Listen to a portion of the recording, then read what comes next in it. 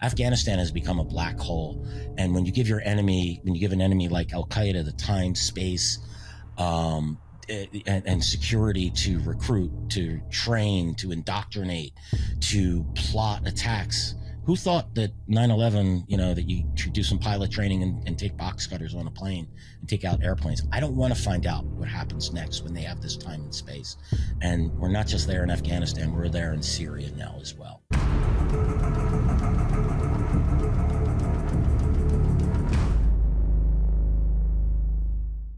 Ladies and gentlemen, welcome back to Change Agents, an Ironclad original presented by our friends, our spicy friends, if you will, at Firecracker Farm.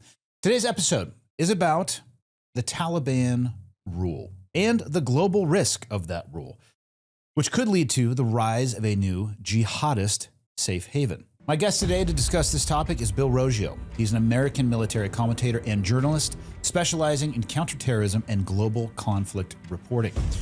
He has embedded with various military forces throughout his career, including the U.S. Marine Corps, the U.S. Army, the Georgian Army, the Iraqi Army, and Iraqi police in Iraq from 2005 to 2008, and also with the Canadian Army in Afghanistan in 2006. Since the U.S. withdrawal from Afghanistan in August of 2021, the country has rapidly reverted to a safe haven for terrorist groups, just as it was pre-9/11. The Taliban are back in power. And despite promises to the contrary, they are harboring and cooperating with jihadist organizations like Al-Qaeda yet again. The region is again the hub of jihadist activity, and its impact is already being felt in attacks in Russia, Iran, and potentially beyond. Let's dive into the show. Yeah, man, we're gonna open with Afghanistan a little bit, just because for most people who pay attention, and especially for the GWAT era, like we understand that particular moment. And I was looking at the show notes. And, the jihadist landscape in Afghanistan, it's a good one to talk about U.S. influence, what happened when we leave, how we left. But I almost think it's better if we describe what the area was like before we went there as well. It paints a little bit of a better picture as opposed to just, hey, we left, this is what it looks like now. Can you paint the picture for me of what it looked like before we were there, the GWAT area, and then what happened after we left? I think. Yeah, I'm assuming you're talking like post-Soviet withdrawal to just kind of painting the landscape of actually post-Soviet withdrawal in between that era and then when we showed up, what it looked like when we were there, and then kind of what it looks like now and what it's evolving into. And one of the things I'll say is just Afghanistan wasn't at war for 20 years; it was at war for 40 years, right? Soviet invasion. Then the Civil War, then the Taliban takeover and the peace of the Taliban. And that's where we're back at. It's almost like a cycle, right? Yeah. I feel like you're in like Groundhog Day, Afghanistan. I can.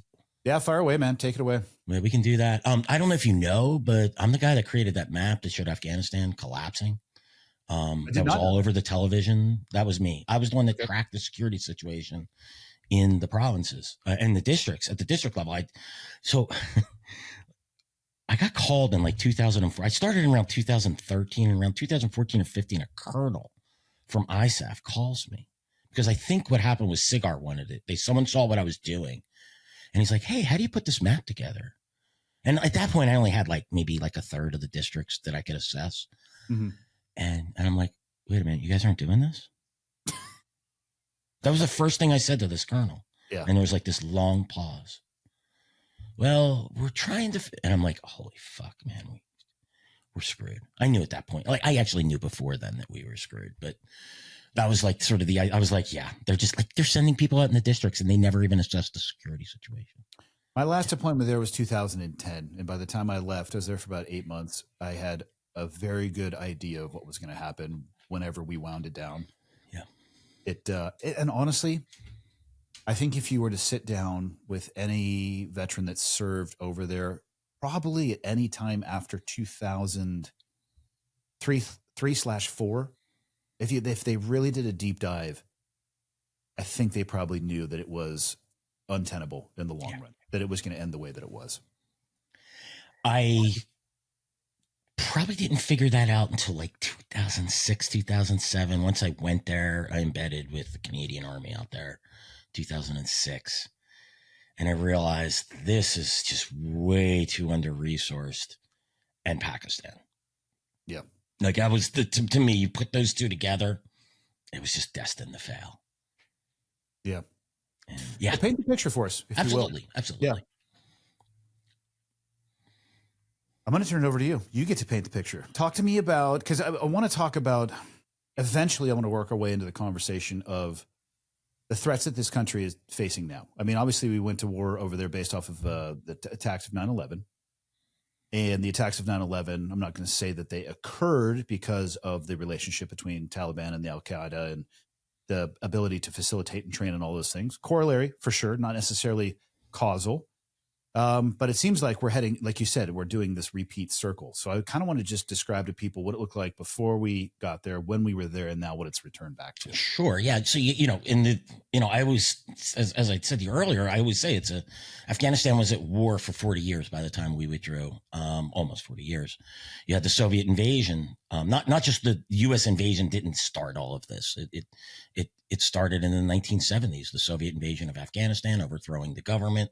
Then, of course, you have the Soviet occupation. This is where the Mujahideen came together. Some of those who became our allies post 9/11, post U.S. invasion, and some of those, like the Haqqanis and Gulbuddin Hekmatyar, became our enemies. But they banded together in a loose coalition to eject the Soviets. They were backed by the United States.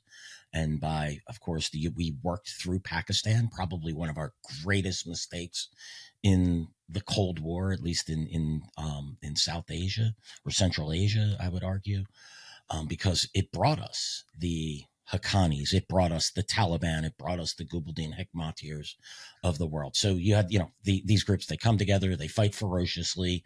I always go back to, I'm a child of the 80s and the 90s, right? You go back to what was the third Rambo movie, right? They were idealized as the freedom fighters, but they weren't quite that. These were groups of warlords who had their own power bases and their own interests to protect, and that certainly wasn't democracy. Even some of our greatest allies were, I'm not sure they're people you'd want to date their daughters. Yep. Date your daughters, I'm sorry. So, you have the Soviets ejected ignominiously in 1989. They withdraw. Then you have the Afghan civil war, where the Hekmatyar famously shells Kabul to ruins. You have, the Lion of Panjshir, Ahmad Shah Massoud, trying to keep that Northern Alliance together. But then you have in the early 90s, Mullah Omar and his cadre put together the Taliban, and they, with an explicit anti-warlord message, and it resonated with the Afghan people who were tired of the warlords, who were tired of the Afghan civil war that broke out post-Soviet withdrawal. And they quickly gained ground and took control of about anywhere from 80 to 90% of Afghanistan. What became the Northern Alliance, I'm sorry, not Hekmatyar, but with Massoud's people and a slew of other Afghan warlords, they bottle up in northeastern Afghanistan, create the Northern Alliance. And this is the group that was warning us just prior to 9/11 that the Al-Qaeda was deeply in bed with the Taliban and that there was a threat coming.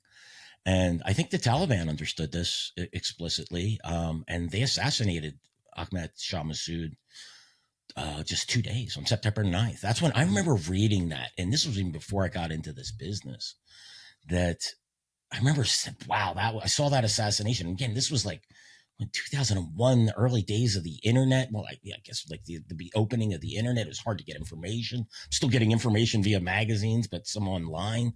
But I remember reading that online and being like, wow, that's an interesting development. And then 2 days later, the planes fly in the buildings. Didn't they rig a video camera with explosives? Yeah. Yes, they had two reporters, right? Yeah. That they put a bomb in a camera. They got a meeting with Massoud and they detonated. Yeah, it was a brilliant plot. And they did that because they wanted to weaken. They knew that, right after 9/11, the U.S. would invade and they wanted to take out the most effective commander. And he was an effective commander despite his shortcomings, whatever they may have been. He was an effective leader and one who was greatly respected by many Afghans. And, I always wonder what would have happened if he hadn't been killed, if he had survived that, or if that assassination attempt never happened. Could have Afghanistan been a different place, but I think the CIA was pretty hell bent on getting a Pashtun in charge of Afghanistan, and we were probably always going to go with Hamid Karzai. So that's the origins of, so again, even so, for almost 20 years, for about 16 years, Afghanistan was in the midst of a civil war. Even the Taliban took over the country, I would probably argue around by like 2000, or I'm sorry, by 1996, 95, 96, they consolidated control over most of the areas of Afghanistan. They created their Islamic Emirate of Afghanistan, which is back today. They started their, we have seen those videos, right, of the beheadings and the soccer fields and the stonings. And so Afghanistan was somewhat at peace. The Taliban were constantly fighting the Northern Alliance, but that piece of the Taliban is always anything but peaceful. They're imposing their harsh version of Sharia on the people of Afghanistan, and foreign terrorist organizations are coming into Afghanistan and fighting alongside Turkestan Islamic Party. Of course, Al-Qaeda, Pakistani terror groups like Lashkar-e-Taiba and the whole alphabet soup of groups, the Islamic movement of Uzbekistan. I could go on and on with these groups, that many of which still exist to this day, that served in what was described as Al-Qaeda's Brigade 055, basically of the Taliban's Foreign Legion of Al-Qaeda linked fighters that still to this day are that fight within the Taliban ranks. Some of these groups have rolled into the Taliban's military to this day. And Al-Qaeda, I'm not sure if you want me to go here right now, but I could tell you the state of play in Afghanistan is absolutely horrific, despite what President Biden and President Trump really hasn't commented on Afghanistan. Yeah. But President Biden said Al-Qaeda's defeated. Well, I was going to ask you about that. Yeah. The link between Al-Qaeda and the Taliban, very well established. I'm curious your thoughts. I mean, the U.S. swings a very big stick when it comes to military power. I think a common mistake people make is they underestimate their enemy. Our enemy learns as well. And, we were definitely hunting Al-Qaeda personnel early on in that engagement in Afghanistan and Operation Enduring Freedom. But they also learned, like, hey, if 5 of us get together and use a cell phone, we get vaporized. So we're not going to do that. Let's be disaggregate. Let's communicate in a different means. Yeah. The messaging was, hey, we destroyed and vaporized Al-Qaeda at their back. I'm curious your thoughts.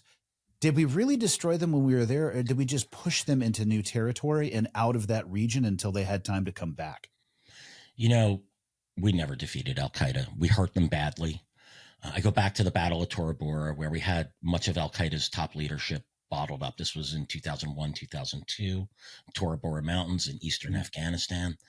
And to me, one of the, if I was in charge, I tell you, I would have thrown every unit that you could mobilize at them. Get the 101st, get the full 82nd, get that 75th Ranger, get all the Ranger regiments in there, get all your SF, surround that area, 101st or 10th Mountain, get them all in there, say, walk out in 48 hours or nothing walks out. We don't leave a blade of grass, a frog, or a tree in this area.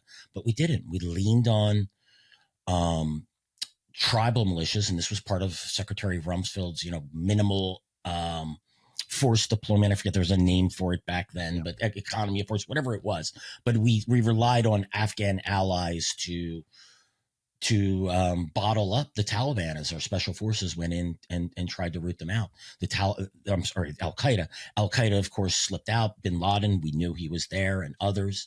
They slipped into Pakistan. They reestablished, and they never were defeated. And then they came back, and they've helped the Taliban since. I mean, we have numerous, when we went through Bin Laden's documents, I found numerous reports of Al-Qaeda talking about how they support the Taliban, how they help build the Pakistani Taliban, how they helped write the Pakistani Taliban charter, how they kind of got a little upset when they perceived the Pakistani Taliban, which, by the way, is just the Afghan Taliban on the other side of the Duran line or the border, how they were upset and ordered the Pakistani Taliban leaders to not poach Al-Qaeda leaders, things like that. So they never were defeated. It didn't happen. I remember writing something on this probably 15 years ago. Maybe it was about 10 years ago. Remember, President Bush had like a piece of paper with and cross names off, and it was 75% killed of Al Qaeda's top leadership. Then President Obama did something, and another 66% were killed. And then how many times are we going to say that Al Qaeda is? And then I just sort of mocked this. We used the D word when it came to Al Qaeda: decimated, degraded, defeated, done. There's a whole bunch of them that I'm forgetting at this point in time, but that's how they've been described. And that was never the case. Even when President Trump signed the Doha agreement with the Taliban, you had Secretary of State Mike Pompeo, saying, well, the Taliban is going to destroy, yet another D word, Al Qaeda.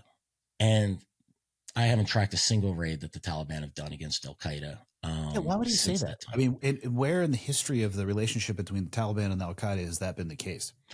It's wishful thinking. It exists. This is not a Republican issue or a Democrat issue. This is a foreign policy issue where we don't, and you said it at the outset, we don't understand our enemies. We underestimate them. We think that our military might, our airplanes, our guided bombs, the training of our troops, elite special forces and whatnot, we think that makes us superior. But the Taliban have always, and Islamists in general, they've had the will to get past that. We think that if we kill a commander, we kill 5 commanders, we kill 20 of them, that means that these groups are done. Here's another document I ran into, which I never got a chance to publish it, but it was fascinating.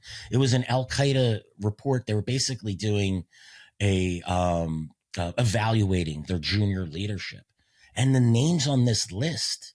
So this was created. I was able to date it somewhere around 2006 because a couple of those guys were in U.S. captivity, and then they escaped from prison, and from U.S. prison in Bagram, the Bagram 4. And then they went back into Al-Qaeda's leadership. One of them, Abu Yahya al-Libi, was one of them. He became Al-Qaeda's general manager, right? But they were assessing their leaders. While we're conducting our drone campaign in Pakistan, Al-Qaeda's going, yeah, this guy might be good. This guy has potential. This guy's a little lazy, but a little unfit, but his mind is strong and he's a good leader of men. The State Department described this as Al-Qaeda as having a deep bench, and they remain that way. We underestimate. We think that because we kill what the U.S. What political leaders and sometimes within the military and intelligence community call those legacy leaders, that Al-Qaeda isn't going to replace them. I think it might have been President Trump or President Biden or both, probably very likely. I think President Biden said Al-Qaeda only had 2 leaders left. At the time. One of them was Zawahiri, and one of them was Maghrebi, who's now probably Al-Qaeda's deputy leader. He's still alive. And they think, and that was it. If we just kill those guys, then Al-Qaeda's finished. Meanwhile, Al-Qaeda's running training camps in 34 Afghanistan's provinces, safe houses, madrasa or religious schools in 5 provinces, a weapons storage depot in Panjshir province. This isn't me telling you this. This is the United Nations Security Council's Analytical Support and Sanctions Monitoring Team. That was their last report in February. And other groups, like I described earlier, are also running training camps. This is all part of Al-Qaeda's network. That, we never defeated the Al-Qaeda. It didn't happen. We hurt them. We set them back, but these groups are resilient. That's one of their greatest strengths, is both their resiliency and their ideological fervor. They're true believers, and we underestimate that. We think we can buy them off. We think that we can, play nice with them. We think that we can withdraw and they'll just move on. But that isn't the way it works in the jihadist sphere, as you very well know. Yeah. So then, the withdrawal from Afghanistan, which, Jesus, that's a 5-part episode in and of itself. So we'll leave the mechanics of that out. How has, that is, talk to me about the landscape of Afghanistan now. What's going on with Al-Qaeda? What happened as we left, the velocity with which they returned? Yeah. So, and I would argue Al-Qaeda didn't return. It reinvigorated itself because it was there. When the Taliban signed the Doha agreement, the UN sanctions and monitoring team, they reported that Al-Qaeda was providing strategic advice for the Taliban and encouraged them to sign this document. Why did, and this was back in 2019. Why did they do that? Because they knew with the U.S. gone, they'd be able to come from out the shadows. So obviously the withdrawal, an absolute disaster. Both, I always say if what happened in Afghanistan stayed in Afghanistan, we probably can just, suck up that loss and move on. But that isn't historically how things have worked in Afghanistan or with jihadist organizations, period. Again, Al-Qaeda was there. Look, I could go back in late 2015. We raided a terrorist training camp that the U.S. general at the two camps, actually. One of them was in a place called Shorabak in Kandahar province, where the U.S. military, when it was publishing reports, was saying Al-Qaeda wasn't even there. They were saying Al-Qaeda was bottled up in northeastern Afghanistan, in Kunar and Nuristan. And at the time, they were saying 50 to 100 Al-Qaeda fighters Al-Qaeda fighters in Afghanistan in total. During that one raid, killed over 200 Al-Qaeda fighters in an area of Afghanistan where the U.S. military didn't even think Al-Qaeda was. And the only reason we found out about that camp was because a couple months prior in Paktika province, we raided another camp, killed one of Al-Qaeda's top leaders. He was a member of their military shura.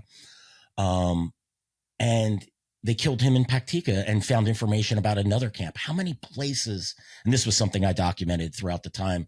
I believe I was able to track Al-Qaeda camps and presence in, I think at the end, when the U.S. military stopped reporting on this in 2015 on its raids against Al-Qaeda because they didn't like the picture that it painted. It was in 24 or 34 of Afghanistan provinces. I could show that Al-Qaeda had some type of presence.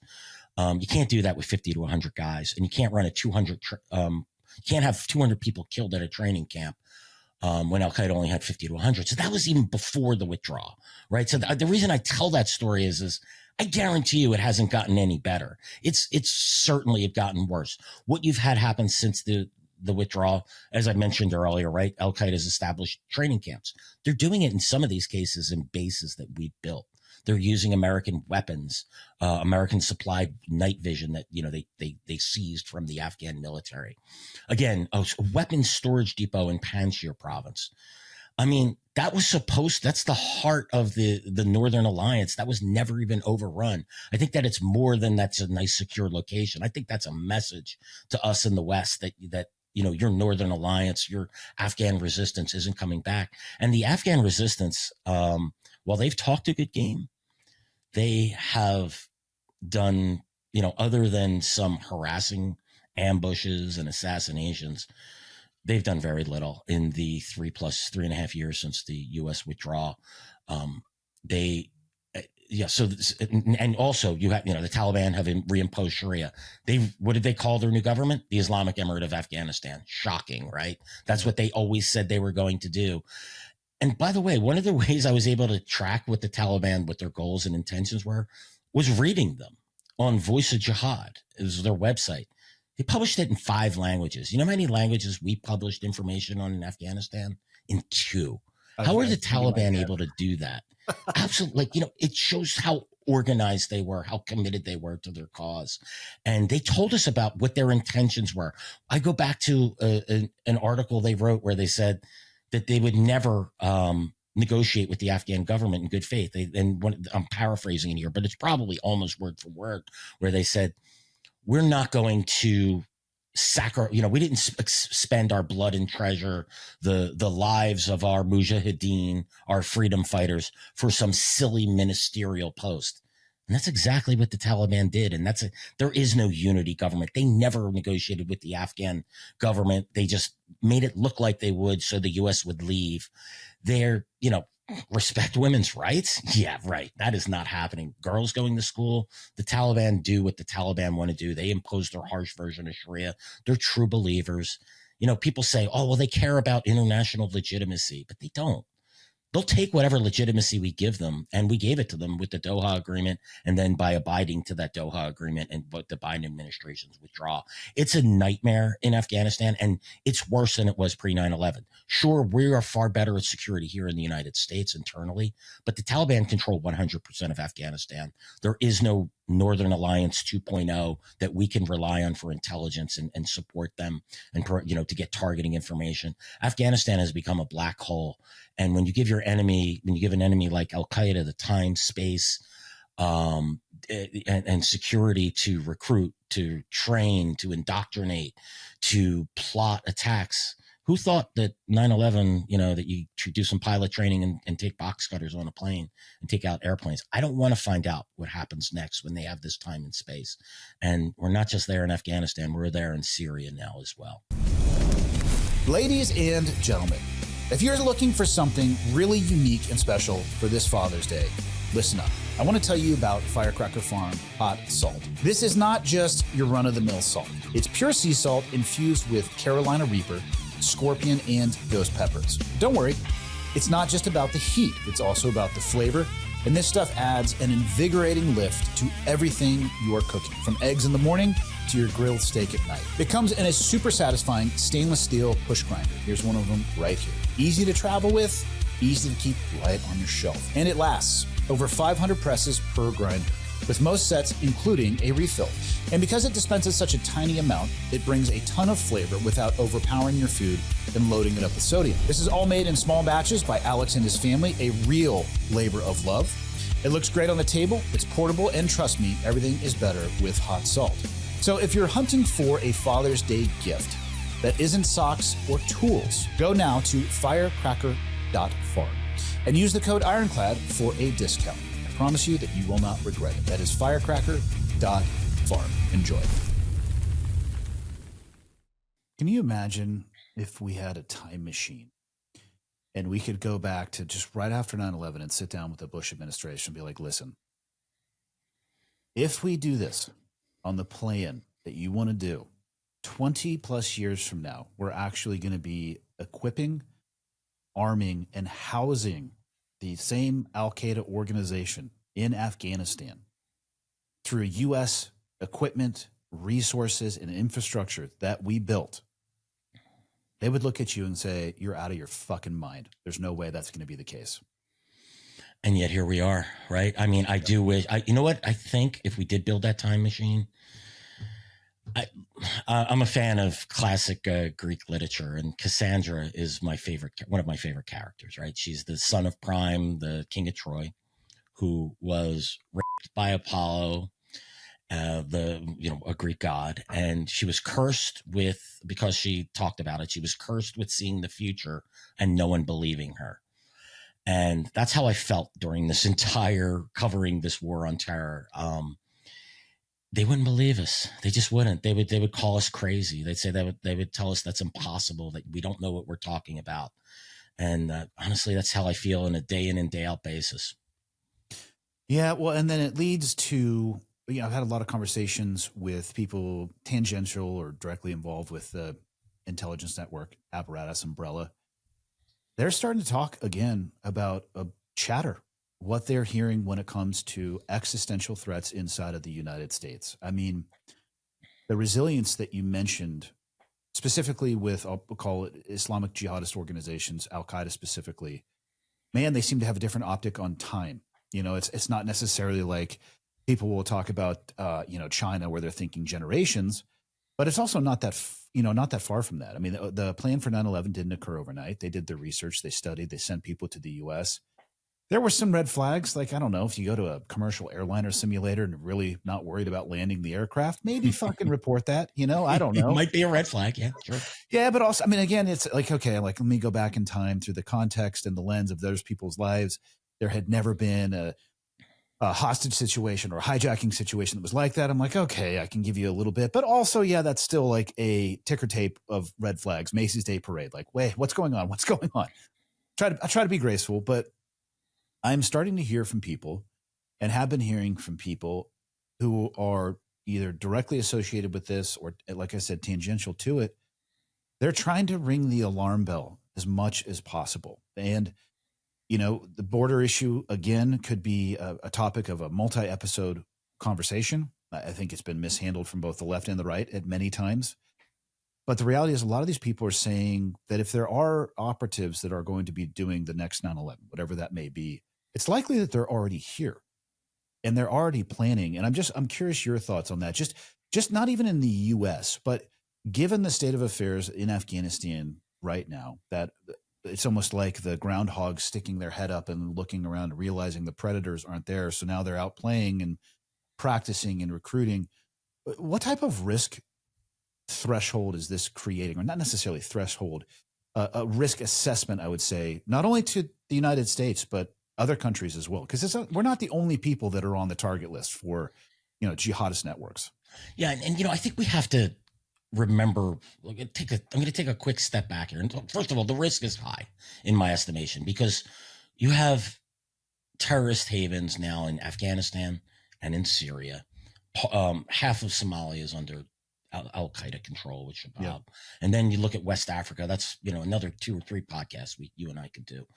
You have to step back. What is the goal of the jihadist groups? What is the goal of Al-Qaeda as well as the Islamic State? And we have to remember, you mentioned the border. We had 8 operatives from the Islamic State that came across the border that were captured. So we know they're trying. Yeah. And it's possible that they're here. One of my biggest fear, by the way, is a Mumbai-Style attack, or the attack that we just witnessed in India, right, in Kashmir the other day. The last month, right, where you get a couple of gunmen that come in and just shoot it up. That could just wreak havoc. And I could talk about ways, and I don't want to give people ideas, right? I don't want to give my enemies ideas. But boy, if I had 8 guys and split them up into 4 teams, I could shut this country down. Yeah. And it wouldn't take much to do so. In New Orleans, and you extrapolate that out over a half a dozen locations. Exactly. Stress. Go to a school, go to a post office, go to a supermarket, and go to pick another public place that and just think of this. I remember what happened on 9/11. I didn't see an airplane in the sky for days. Yeah. It was my sister and my brother-in-law worked in the North Tower. So they witnessed the 9/11 from the ferry because they happened to be late for work that day. But back to the point, Al-Qaeda's goal is to establish a caliphate, right? To reestablish a caliphate. Same thing with the Islamic State. I'm sorry.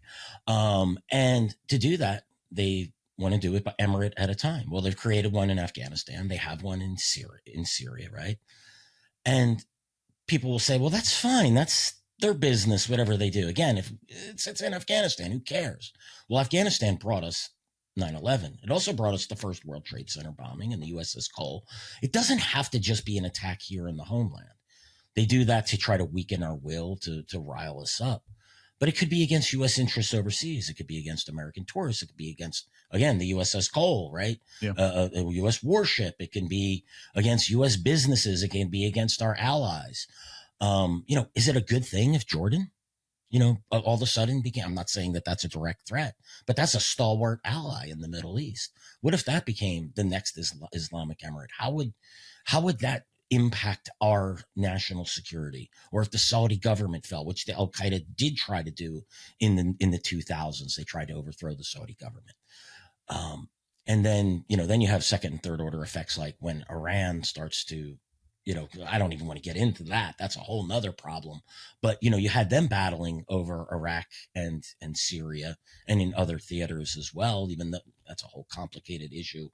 But that's the threat, right? And then they use these bases, they use these emirates to recruit, to train, to indoctrinate, to fundraise, to plot. And then they can carry out, as they get more resources, they can work to do, they call it, they describe it this way: the near enemy and the far enemy, right? The near enemy is the Muslim countries they want to overthrow.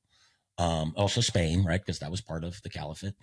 But they'd be happy to take over countries in Europe as well. And they're operating in areas in the Sahel that weren't traditionally part of the caliphate. The reality is they want to raise their black flag across the globe.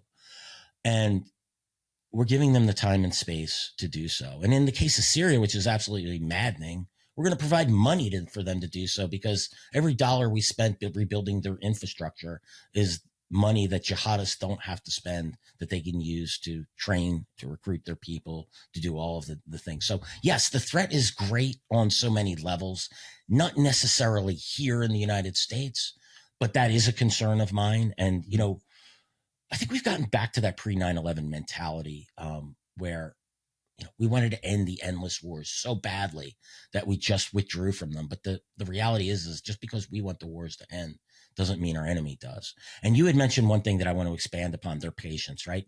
First World Trade Center attack, 1993. Ramzi Youssef is, after he's captured, is flown by the World Trade Center and the FBI agent pointed to the World Trade Center and said, look, those buildings are still standing. And he said, yeah, well, give us time. We're not done yet, basically, is what he said. And years later, you have 8 years between the two attacks, with other attacks in between. But I'm a believer. They believe in terms. We think in terms of 2 and 4 year election cycles, and they think in terms of decades and generations. They know they're the underdog, and they know that it's a long war for them. There was a difference overseas. You could feel it. There is a difference between somebody who is a part-time Taliban employee. I'll use a broad description that would go unbury their AK in the afternoon and do a walk around the poppy field. Like if you encounter that somebody tactically, that feels like palpably one thing. Then you mention areas like up in the Northeast, up in Kunar. Holy shit. Pack a lunch, right? Talking people who are acting very militaristic. They are jocked up and they're ready to go, sometimes even sleeping in their gear. I'm like, okay, that's going to feel a different way. And then there are the devout and extreme jihadists. And I actually don't know how to describe those people to somebody who hasn't looked into the whites of their eyes.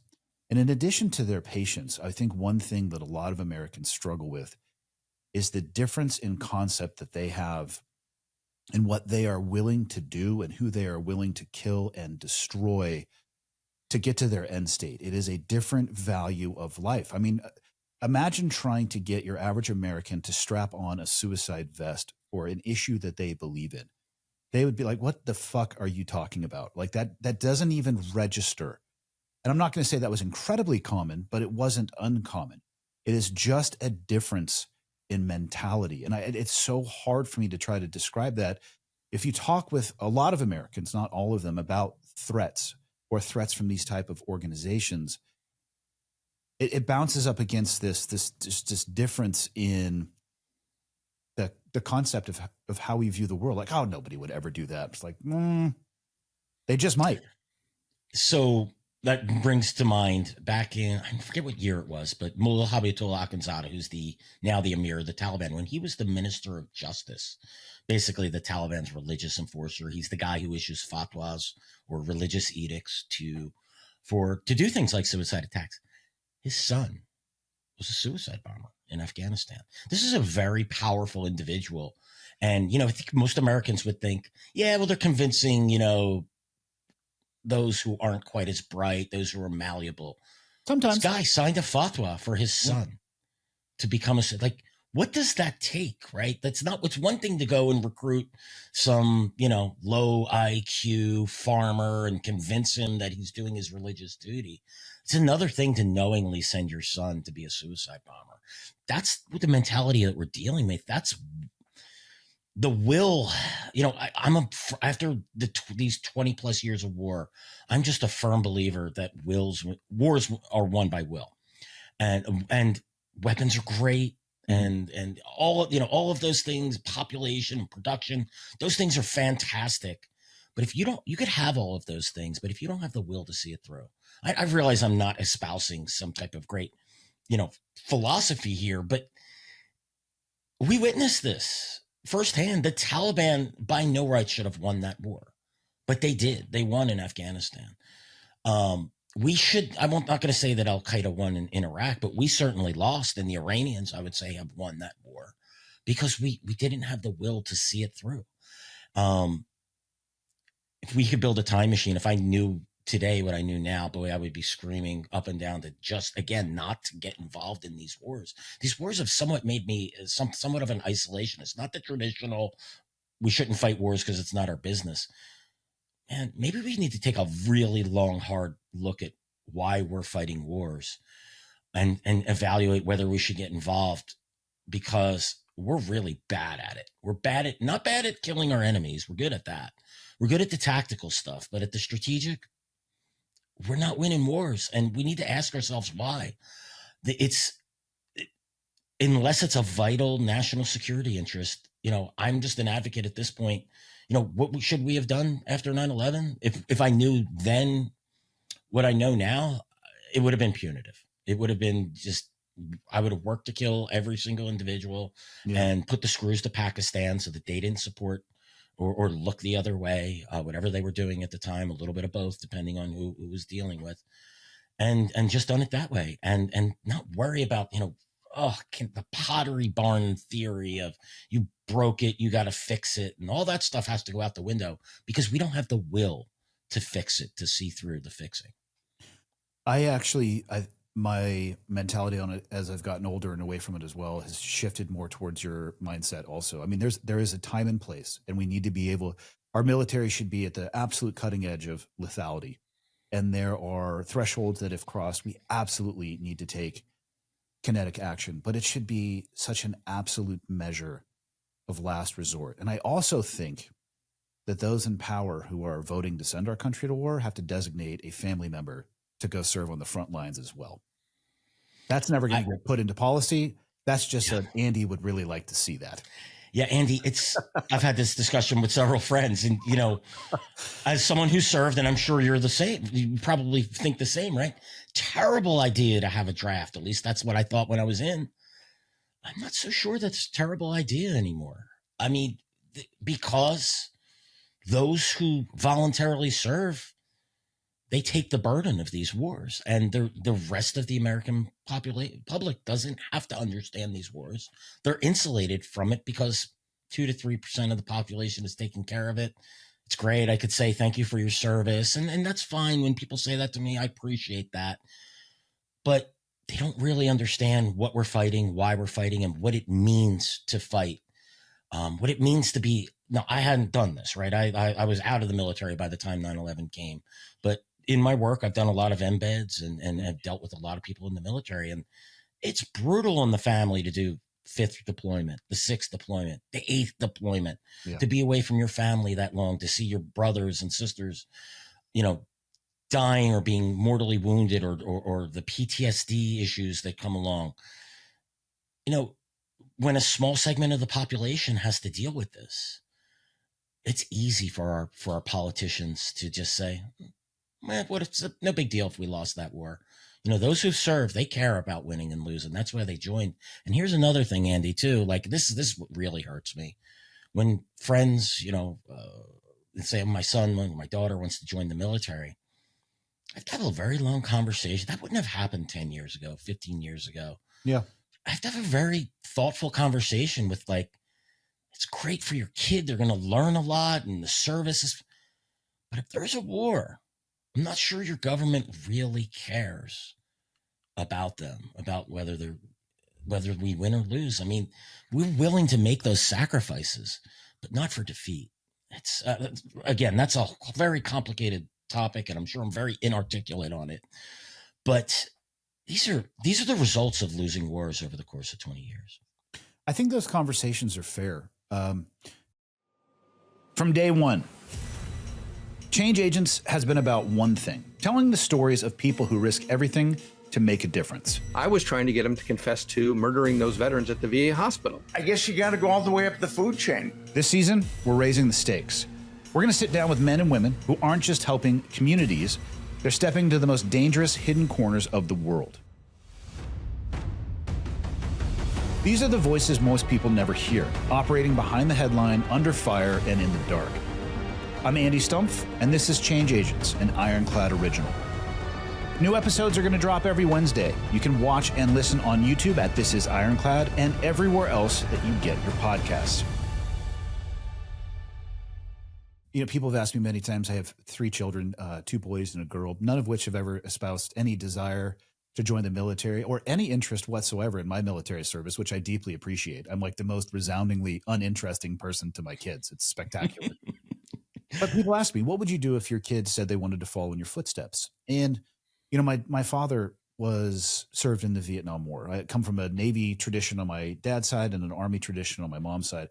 My mom my grandmother actually served in the Navy first as a nurse and was discharged due to post-traumatic stress, treating frontline soldiers coming back from amphibious invasions. Lied, got into the Army, and went right back into nursing. So like fucking get some. My dad was in the first squadron of patrol boats in Vietnam in the Brown Water Navy. So in the SEAL teams, I worked on the Mark Vs. Well, he was a 50 cal gunner on the Mark Ones, which is how I first heard about SEALs, because they were obviously an insertion extraction platform. He wasn't a SEAL, but he was the one who was explaining to me what they did. But let me tell you, when I expressed my desire to join the military, I don't think that's what my parents were looking for. They weren't like, yay, we've always hoped for that. They were fucking stone cold solid. I think when I first mentioned it, I can only imagine the conversations they had that night, like, son of a bitch, what do we do? But they did the same thing that I would do. My dad tried to educate me on his experience. He tried to provide me with as much information as possible, and then they allowed me to make my own choice.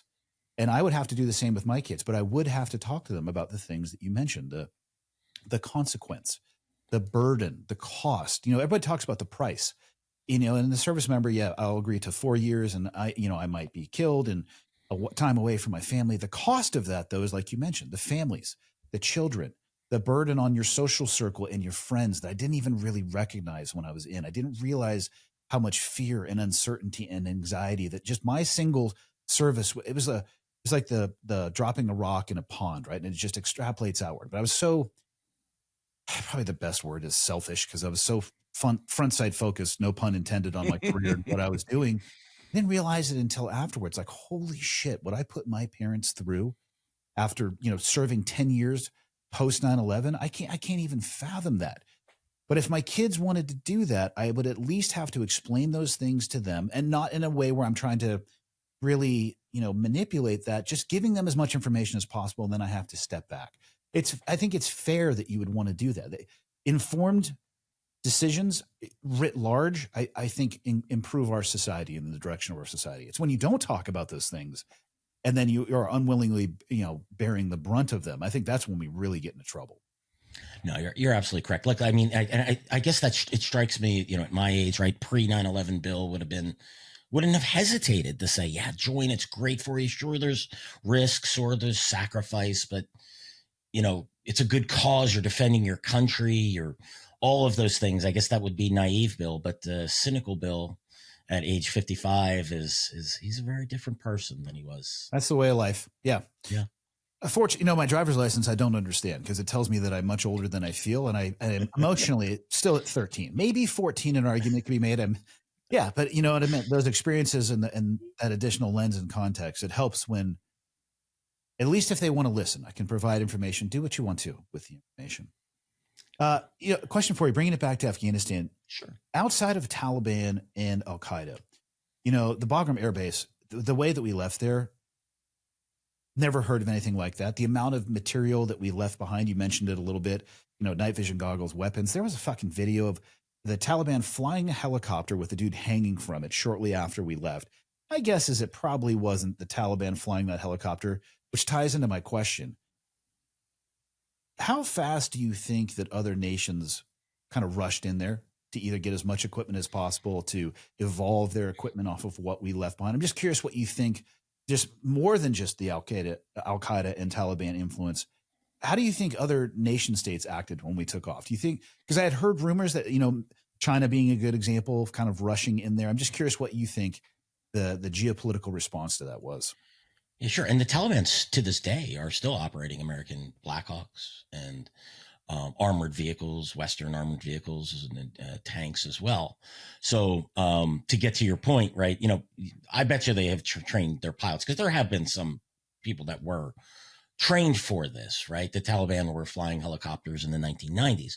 But this is where the Pakistani support, particularly that influence from the Pakistani military and the ISI, which always backed the Taliban, even as they supposedly were our allies, the worst frenemies ever.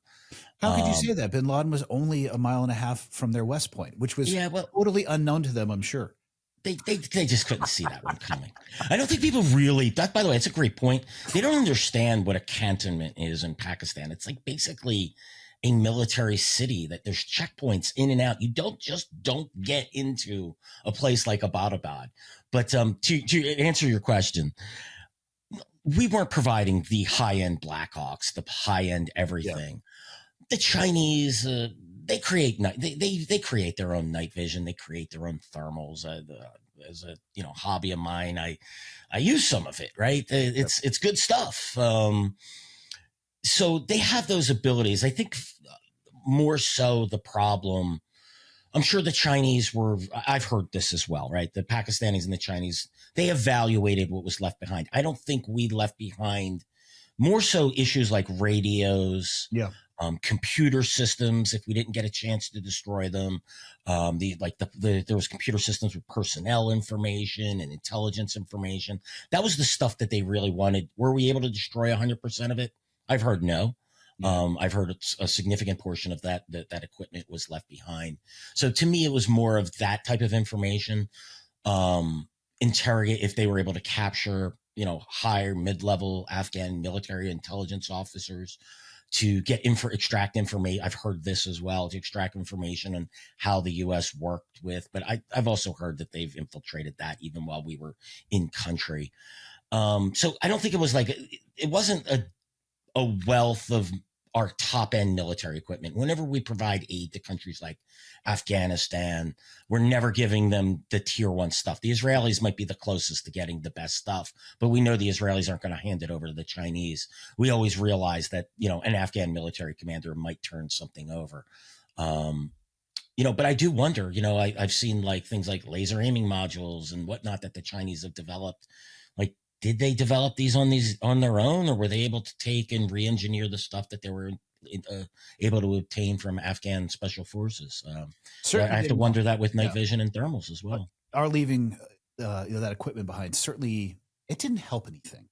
Oh no, absolutely. I'm not trying to understand. No. Yeah, I'm not saying that it's an armory for jihadists. There's been reports of that equipment going into Pakistan, going into Central Asian states. There's been reports of that going into the Middle East and even into Africa. Now it's probably due to arms dealers are always going to redistribute wealth, but some of this has wound up into the hands of our enemies. Yeah.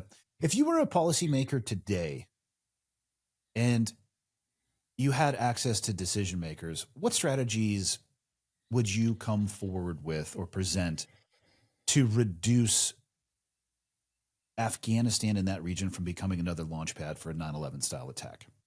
Yeah, the first thing I would do is sit down and convince people that the Taliban aren't divided from Al-Qaeda. They haven't separated. We can't use them to fight the Islamic State. You don't use terrorists to fight terrorists. And just sort of, I'd have to get that reset, right? And the idea that people need to recognize that we lost Afghanistan, that was a failure, because we're never going to be able to move forward until we reconcile that very important issue to me. So understand our enemy, recognize our failures, and then we could start having policy discussions. To me, again, I would just be launching punitive strikes against both Al-Qaeda. Look, there's training camps that are operating openly. Mm-hmm. They should be hit. We need to get them back onto their back foot. We just can't let them operate openly like they have since the U.S. withdrawal, even before the U.S. withdrawal. I would expand that to Taliban leaders. Sirajuddin Haqqani, he's the Taliban's deputy emir. He's also the Taliban's interior minister. His designations are, and his whole cadre is Haqqani network. It's basically Al-Qaeda Afghanistan, right? At one point in time, and I'm told he still does, he sits on Al-Qaeda's Central Shura. Bomb his interior ministry, take him out, take out key Taliban commanders. They're now operating in the open. I would go after them in one fell swoop and try and decapitate the Taliban leadership. You're not going to get them all, but I would just do my best to get them to focus internally. And then I would back the Afghan resistance groups. Even though they haven't been effective, they can be. They need a base of operations. I push hard to get that to be Tajikistan. They're the one country that's really terrified by this. This is all complicated with Russia and Ukraine. And will the Russians allow the U.S. into Tajikistan, because they still have a lot of influence there? But we need a Northern Alliance 2.0. There are Afghan groups. They need to be unified. They need to put aside, boy, you want to talk about childish squabbles? Just go look and see what the Afghan resistance is doing, and see how they just can't seem to come to agreement on anything. They need to cast aside that old leadership. Some of them are still those same old warlords from the 1990s.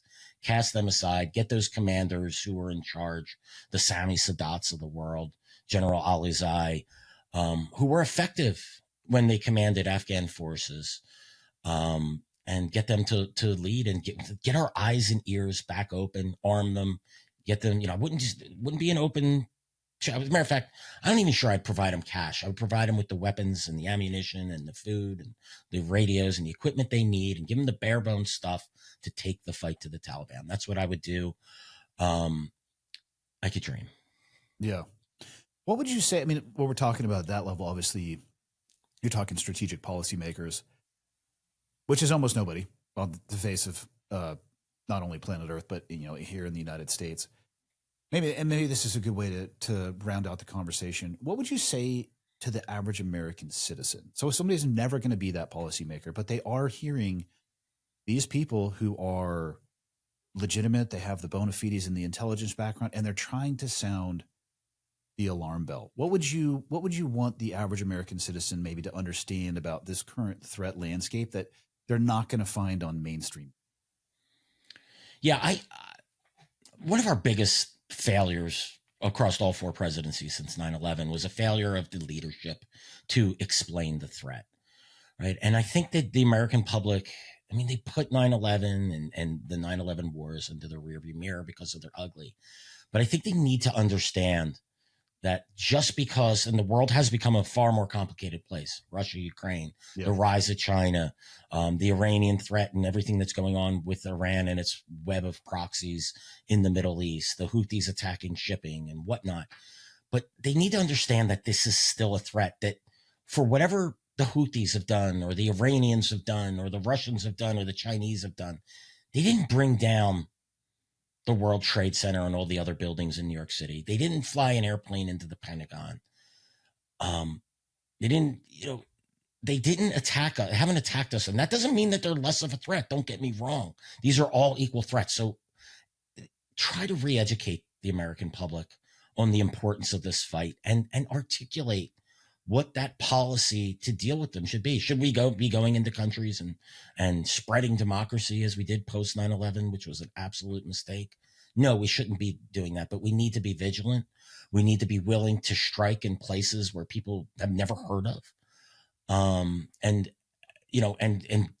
Our leadership needs to explain to the American public the nature of the threat. And it really should not be shaking hands with a specially designated global terrorist who, was the leader of Al-Qaeda's branch in Syria. That just sends the absolute wrong message to the American public. The desire to end the endless wars. And it's not an R issue or a D issue. It's an issue of policymakers on both sides of the aisle in Washington. I agree. What would you like to close it out with? Final thoughts for the audience. Well, look, I'm certainly, not the guy you bring to the cocktail party to discuss these issues for some good news. But, I certainly must sound very pessimistic, but there is a ray of hope. There always is. There's, guys like you, Andy, who've served and have, put their life on the line for this country.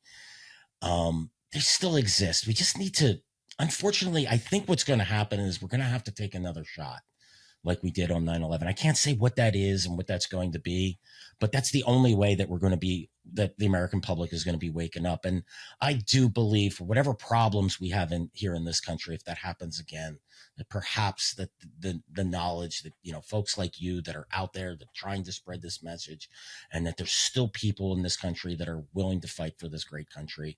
At the end of the day, I'm an optimistic American, even if I am pessimistic at the moment. Fair enough. Perfect ending.